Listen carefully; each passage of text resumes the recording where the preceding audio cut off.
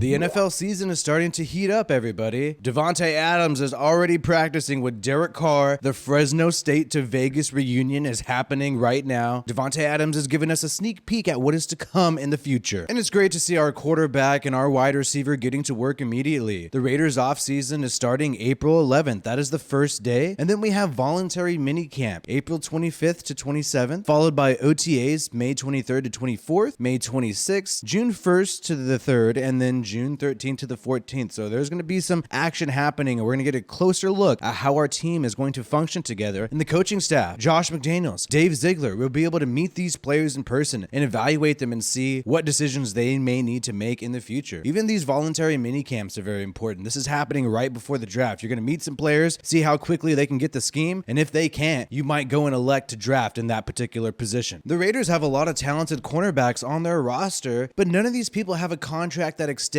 beyond this year. Trayvon Mullen's contract expires this year. Anthony Averett was signed to a one-year deal. Rocky Asin's contract expires this year. Aside from Nate Hobbs, there's really nobody else you can say is for sure going to be on the roster in the following years. Nate Hobbs has 3 years remaining on his contract, so the Raiders could draft a cornerback in the 3rd round. Maybe they could even trade up for one of these guys. This is Chris Sims' top 5 cornerback prospects this year. Number 1 is Ahmad Garner out of Cincinnati, and then you have Trent McDuffie out of Washington, along with Jalen Amar Davis out of Alabama, and then Andrew Booth Jr. out of Clemson, and Marcus Jones out of Houston, who the Raiders have officially met with before the draft. So maybe the Raiders are saying, just in case Marcus Jones drops to the 3rd round, if they can go ahead and snag this cornerback, perhaps they may even think about trading up and picking him up in the 2nd round. So we'll keep a close eye on who the Raiders might draft. However, you know there's smoke blown in different directions. Sometimes you'll meet with the guy just to make you think you're going to draft him. Never forget John Gruden met with Kyler Murray and Dwayne Haskins before the 2019 draft just to put smoke in the air so people didn't know he was going to get Clelin Ferrell. Since we don't have many draft picks, Brandin Cooks could seriously be an option for the Raiders. The Texans have received offers about Brandin Cooks according to ESPN reporter Jeremy Fowler. Multiple teams have inquired about Brandin Cooks' services. We don't know for sure if the Raiders are one of those teams, but it is quite possible. Look at the wide receivers we have on the roster here. We don't have much investment in any of these receivers besides Hunter Renfrow and Davante Adams. And there really isn't that much speed on this roster outside of Tyron Johnson, who did not play many games last year. So Brandin Cooks could be a speedster that we need. We know coming out of the 2014 draft, Brandin Cooks had that 4.33 40 time, and he has maintained that speed throughout his career. He worked with Josh McDaniels in New England in 2017 before being traded to Los Angeles, and this could be a perfect time for a reunion. You got Davante Adams right here, Brandin Cooks being your speedster, and also Hunter Renfrow in the slot. That could be a really good tandem. Demarcus Robinson and Bryan Edwards are competing for that number 2 wide receiver spot, but neither of them really have the speed to take the top over a defense. Demarcus Robinson ran a 4.59 40 time, so he really doesn't have the speed. When Brandin Cooks was in New England, he picked up 65 receptions, 1,082 yards, along with 7 touchdowns. Now that's some production we could use in Vegas. So let me know in the comments, what would you give up for Brandin Cooks? This guy is 28 years old. Against the cap, he would cost roughly $12 million a year, and his contract still has 3 years on it. Now, we do not have the cap space to do that right now. We have $6.6 million.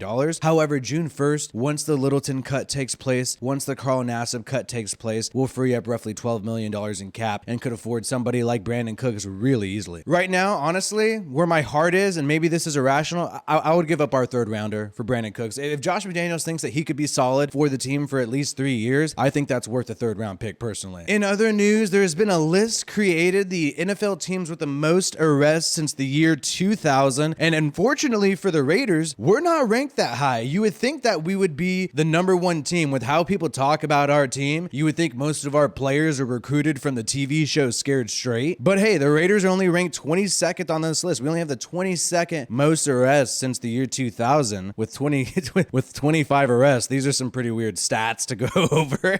Yeah, I want to know about these arrests. How many of them are actual felonies? How many of them are just misdemeanors? Either way, you would never guess this if you just were asked randomly on the street today that the Broncos are ranked number 2 in arrests, having almost double the amount of arrests that the Raiders have, sitting there at 54 arrests, and the Chiefs have 40 arrests. That's pretty high. That's like, what, 18 more than the Raiders. So Broncos and the Chiefs are top 5 in arrests, and you would never think it because the media gives them some nice treatment, and the media always acts like the Raiders are a bunch of hooligans and criminals. So don't believe the hype, man. I know we've had some problems. We've had our net ways, and we have the Ruggs tragedy, but it's all not like that. You know, the media is blowing our arrests out of proportion and doing some kind of character assassination on our players, and it's not cool. And so that's why I just don't believe it. I say screw them. These are the facts here. And a lot of people try to make fun of Derek Carr, call him soft, because there's one time when he was grabbing on his body part and was in pain. It looked kind of like he was crying. But now I'm glad other quarterbacks are getting the same shade. Check out Mac Jones right here. This is Mac Jones about to get sacked, and he looks like he's crying for his dear life. So I don't know how good his pocket awareness is going to be if he's going to be sitting in the pocket for a good amount of time when you're scared of getting sacked like that. Let me tell you guys something. Things are trending in our direction. Las Vegas Raiders value has skyrocketed to $3.1 billion. We are now the 29th most valuable franchise in all of sports. And when you talk about the NFL in particular, we are right now the 12th most valuable franchise in the NFL. So things are trending up for Mark Davis, and things are trending up for the Las Vegas Raiders for sure. And that value is going to keep skyrocketing, trust me, and will be one of the most valuable franchises in the NFL. The Chiefs have the toughest schedule in the NFL this upcoming year, and their roster just keeps looking shittier and shittier when you think of swapping out Tyreek Hill for Juju Smith-Schuster. The Raiders actually have the third toughest schedule this year, but we're still behind the Chiefs. We're still behind the Rams. To me, that also signals that we're going to play a lot of primetime games. The value of Vegas keeps going up, and so does the ratings when we are on television late at night. You saw that happen last year. So keep your head up, Raiders fans. This is going to be a really good year. This is going to be a year where we're finally in the limelight. And this is going to be a year where Mark Davis, lucky for him, he's going to make a shitload of money. And look, we got a really tough quarterback. I saw this circulated online, said Derek Carr's only missed 2 games. It's actually incorrect. He's missed 4 games. He missed 1 game against the Giants in 2017 when he had EJ Manuel play quarterback. Not only did he miss the playoff game against the Texans in 2016, but he also missed the last game of the season against the Broncos. And even though he technically started against the Chargers in 2020, Marcus Mariota still pretty much started that game. And so I would count that as a 4th game that Derek Carr's missed in his career. But still, bruised ribs, concussions, high ankle sprains, knee sprains, he sprained thumb, broken pinky, broken fibula where he had to have surgery after the 2016 season, and a fractured back. We know he played with a fractured back in 2017 when he beat the Chiefs. So this guy's tough, man. I think we have the better quarterback in the division, and I think there's a lot to look forward to as Raiders fans. So I hope you guys enjoyed this video. Like this video if you watched it all the way through, and make sure you subscribe to my channel to get more Raiders news and updates. And by the way, I got all this other content that I'm releasing all the time. Check out this video I made the other day, most rigged calls in 2021 against the Raiders. Let me know if you enjoyed that video, and comment part 2 if you'd like me to make a part 2 version of that video. Hey, I might even do it anyway if you don't comment. Either way, this has been WiFiWillie of the Raiders Rundown. Peace out and have a good one.